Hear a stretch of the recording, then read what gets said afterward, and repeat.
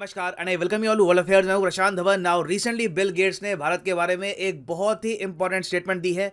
इन्होंने यहाँ पर यह कहा है कि इनके हिसाब से भारत में अमीर देशों से ज्यादा लोग नहीं मरे। यहाँ पर आप देख पाओगे India's Covid death numbers quite a bit lower than rich countries, ये कहा है बिल गेट्स ने। और इनकी जो ये स्टेटमेंट है मैटर इसलिए करती है क्योंकि रिसेंटली डब्ल्यूएचओ ने भारत सरकार के डेटा को चुनौती दी है और ये कहा है कि इनके हिसाब से इंडिया में सबसे ज्यादा लोग मरे हैं दुनिया में बिकॉज ऑफ कोविड-19। यूएस और इवन यूरोपियन यूनियन सबको इंडिया ने कंप्लीटली बीट कर दिया है in terms of total death numbers. तो बिल गेट्स ने पहली बात तो यहाँ पर यह करी है कि इनके हिसाब से इंडिया में रिच कंट्रीज से कम लोग मरे हैं। फिर आगे इन्होंने ये भी ऐड किया कि इंडिया में जो टोटल वैक्सीन कवरेज है ये यूनाइटेड स्टेट्स से भी बेहतर है। नाउ ये जो स्टेटमेंट्स है बिल गेट्स की काफी इंपॉर्टेंट है। जो इंडियन गवर्नमेंट का नैरेटिव है अभी के लिए कि भारत में 47.4 लाख डेथ्स नहीं हुई, डब्ल्यूएचओ के हिसाब से जो नंबर है इतनी डेथ्स इंडिया में नहीं हुई, उसको ये कुछ हद तक सपोर्ट भी करता है। नाउ डिस्कस करेंगे इस वीडियो में कि डब्ल्यूएचओ के हिसाब से इंडिया में कितनी डेथ्स हुई हैं और डब्ल्यूएचओ इस नंबर पे पहुंचा भी कैसे।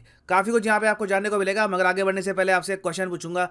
क्वेश्चन यहाँ पर यह है कि डब्ल्यूएचओ की स्थापना किस साल में हुई थी। यह है यहाँ पे आपकी ऑप्शन 1945, 1967, 1948 या फिर 1928। कमेंट सेक्शन में करिए उत्तर, सही आंसर आपको मिलेगा वीडियो के एंड में। नाउ डब्ल्यूएचओ ने रिसेंटली एक रिपोर्ट पब्लिश करी और यहां पर यह कहा कि इनके हिसाब से कोविड-19 के पहले 2 सालों में जो सरकारी डेटा है दुनिया भर की कंट्रीज का, उसके हिसाब से जो नंबर बन के आ रहा है 54 लाख डेथ्स का, ये सही नहीं है। एक्चुअली में दुनिया भर में जो टोटल डेथ्स हुई है बिकॉज ऑफ कोविड-19 ये नंबर है 1.5 करोड़।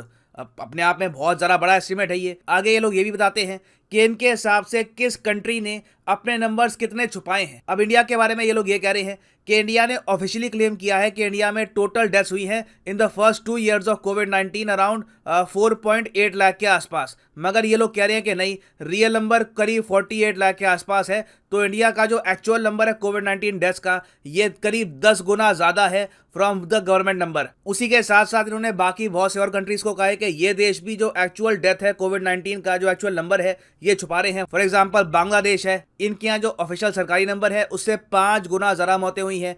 पाकिस्तान में करीब 7 गुना ज़्यादा मौतें हुई हैं। रशिया में करीब 3.5 गुना ज़्यादा डेथ्स हुई हैं और इजिप्ट में तो सबसे ज़्यादा नंबर छुपाए गए हैं डब्ल्यूएचओ के हिसाब से। अकॉर्डिंग टू देम इजिप्ट में 11.6 टाइम ज्यादा डेथ्स हुई हैं compare to the official government number. अब ऑब्वियस सी बात है, जब डब्ल्यूएचओ ये कहेगा कि दुनिया भर की सरकारें झूठ बोल रही हैं तो कहीं ना कहीं सरकारें खुद की डिफेंस में भी आएंगी।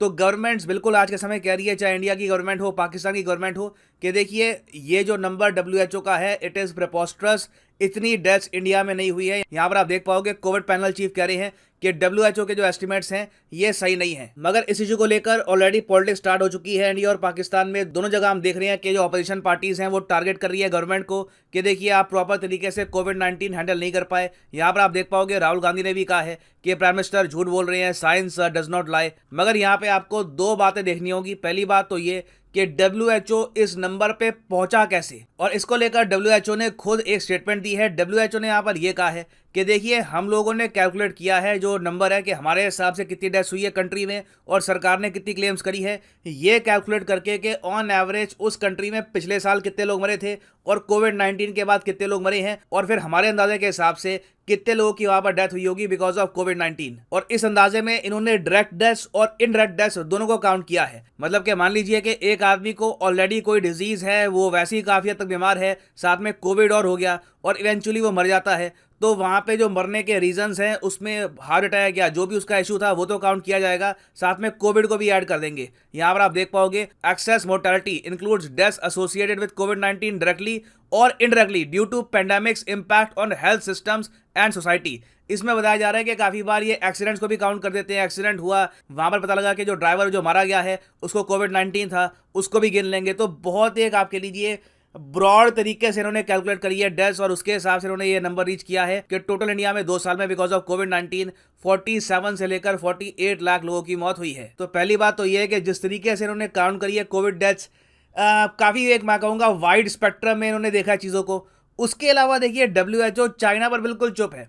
इन्होंने ये तो कह दिया कि इंडिया ने इतनी डेथ छुपाई है, पाकिस्तान ने इतनी डेथ छुपाई है, चाइना को लेकर दे आर कंप्लीटली साइलेंट। जबकि एक्चुअली में लोग कहते हैं कि चाइना में रियल जो नंबर ऑफ डेथ्स है इसके बारे में किसी को पता नहीं है। बीच बीच में हमको अब ये दिख रहा है कि चाइना में जिस तरीके का लॉकडाउन लग रहा है, लोगों को सड़कों पे पीटा जाता है ऑल टुगेदर, लोगों के जो फ्लैट्स हैं उनकी वेल्डिंग करा देते हैं ताकि दरवाजा ना खुल पाए। तो क्लियरली एक ऐसा देश जो इतना अग्रेसिव क्रैकडाउन कर रहा है अपने लोगों पर, नंबर्स भी ऑब्वियसली छुपाएगा अपनी इमेज के लिए। मगर WHO ने अभी तक 2 इश्यूज पर बात नहीं करी है कि चाइना में एक्चुअल डेथ्स कितनी हुई थी और कोविड-19 का ओरिजिन क्या है, कहां से आया था ये वायरस। खैर ऐसे टाइम में बिल गेट्स ने यह कहा है कि मेरे हिसाब से जो इंडिया के डेथ नंबर्स हैं ये रिच कंट्रीज से काफ़ी कम है। ऑफ कोर्स इंडिया में इसको लेकर डिबेट हो रहा है, हम हमेशा डिबेट करना चाहते हैं, वो अच्छी बात है, मगर ओवरऑल मैं मानता हूं कि इंडिया ने कोविड-19 पैंडेमिक को काफ़ी अच्छे से हैंडल किया है। और आगे ये काफ़ी बार कह चुके हैं वेरियस फॉरम्स में कि इंडिया की जो वैक्सीन कवरेज है ये यूनाइटेड स्टेट्स ऑफ अमेरिका से भी बेहतर है। मगर बिल गेट्स यहीं पर नहीं रुके, इसके बाद इन्होंने यहाँ पर एक और वार्निंग ये भी दी है कि इनके हिसाब से काफ़ी बड़ी पॉसिबिलिटी है कि एक और बड़ा पैंडेमिक आएगा आने वाले 20 साल में। और मुझे भी लग रहा है कि मरने से पहले एक और पैंडेमिक देख के ही जाऊंगा अनफॉर्चुनेटली।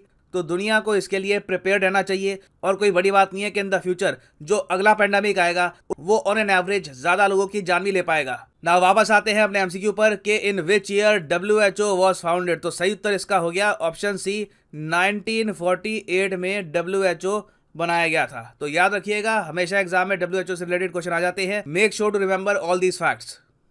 और हाँ, यहाँ पर मैं ये भी ऐड कर दूं कि अनअकैडमी का एक स्पेशल ऑफर चल रहा है UPSC कॉम्बो कोर्स में। ये ऑफर कुछ ही दिनों में खत्म हो जाएगा।